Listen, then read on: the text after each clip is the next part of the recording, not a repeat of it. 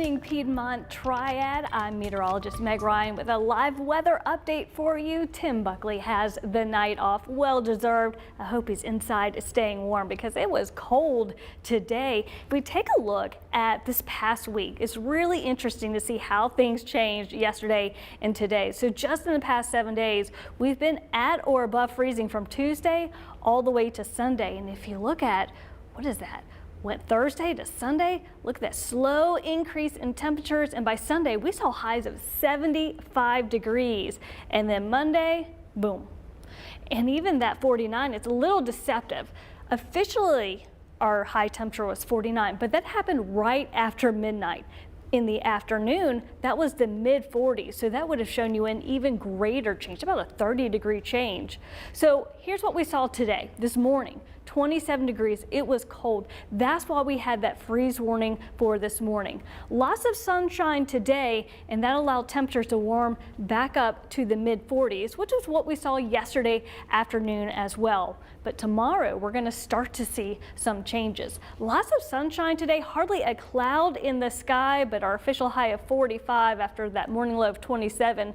Something interesting to notice, if you look at our average low, we're much closer to that than the average high of 62, that record high 78 back in 2006. No official precipitation though. Last night we did enjoy some snow flurries. We had just enough moisture and enough force to overcome the super dry air.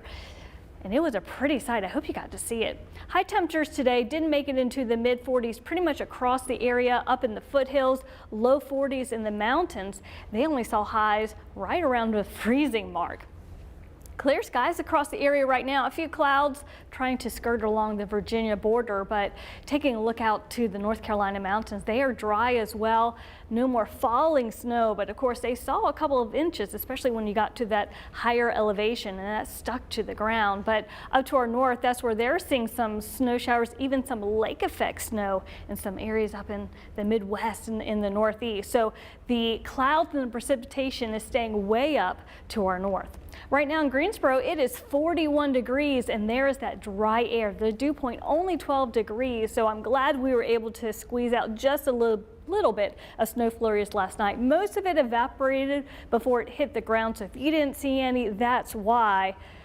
But it was a nice sight to see. Still breezy today. Of course, that makes the wind chill a factor. So sustained wind speeds of about 10 miles per hour right now in Greensboro, which means it feels like it's in the mid 30s. Burlington checking in at 40 degrees. Sun has gone down and the winds are starting to decrease just a little bit.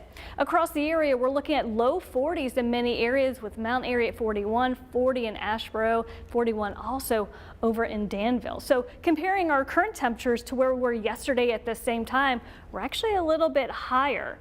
Yesterday, this map was a fun one to look at. We saw at one point a 35-degree difference in temperatures, and this will be a fun one tomorrow, as we're going to see a lot of pluses, maybe in the 20 mark. That's how much of a change we're going to see tomorrow.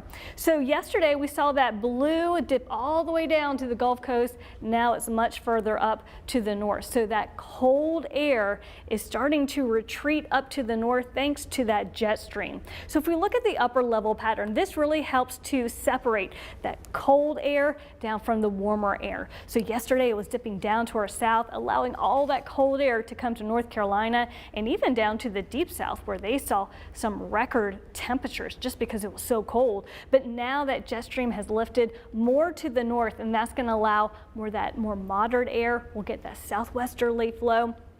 That will give us a little bit more warm, humid air, and that will get us back to those temperatures in the 60s, which is where we should be. So as we look at the next 12 hours, we're going to keep it dry and mostly clear as well, with temperatures dipping down to right around the freezing mark by tomorrow morning. So we did see high temperatures yesterday, or sorry, that should be Sunday, of 75 degrees. Yesterday morning, 27. So we saw a 48-degree change. That is something we definitely felt. Of course, we're feeling the cold as well, and the winds. It's still windy today, and even though tomorrow will be in the 60s, it will continue to be breezy. But high pressure in control, that is going to keep us sunny, keep out most of the clouds, but also with that clockwise circulation, bringing in that southwesterly flow. That's going to have the biggest change on our temperatures as we head into the next couple of days, and especially as we head towards the weekend. So for tomorrow, we'll start off in the low and mid 30s, lots of sunshine, hardly any clouds, and temperature wise, we'll make it up into the low 60s. And then after dinner, that's when we'll start to see those temperatures die down. So high temperatures tomorrow will be in the low 60s up in the foothills, low 60s as well, but up in the mountains, high temperatures, not quite as cold as what we saw today, definitely. They will actually make it into the 50s up in Boone.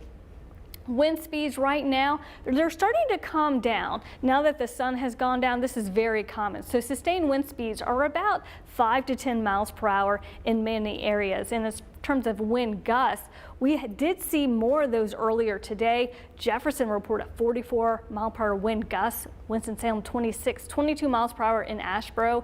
Reidsville, you saw wind gusts of 24 miles per hour. So as we head into tomorrow, more breezy conditions.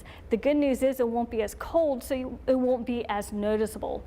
But as we head into Thursday, we'll start to see a decrease in those winds. So just one more day of those breezy conditions. So our average high for this time of the year is 62. Today we only made it to 45. So a big change there, but notice for tomorrow and Thursday, very close to where we should be for this time of the year. And that is not the warmest we're going to get. Friday, we're at 67 and 70 as we head into the weekend. Taking a look hour by hour tomorrow morning, dry, clear, but that means it's going to be cold right around the freezing mark. Lunchtime, if you're going to head out for lunch, look for temperatures around 58, 59 degrees. And that southwesterly flow, you can see that with some of the wind barbs here in the afternoon. Our high temperatures will make it around 63, 64 degrees. And then for Thursday morning, this is what's interesting. We're looking at morning lows very similar to where we saw high temperatures today. So a very quick turnaround. As quick as that cold air came, it is quickly leaving. So we only had to deal with 2 days of it. And then for Thursday, we're going to be back into the 60s again. Now, if you are not a fan of this cold weather, I have good news for you. Looking ahead to next week, we have a pretty good chance of seeing warmer than average temperatures. Overnight tonight, look for partly cloudy skies. 33 is your morning low and is going to be cold. Then for tomorrow, 61 is your high with partly cloudy skies. Your 7-day forecast shows that increase in temperatures as we head towards the weekend. 67 on Friday, 70s both days, Saturday and Sunday, and rain chances early next week.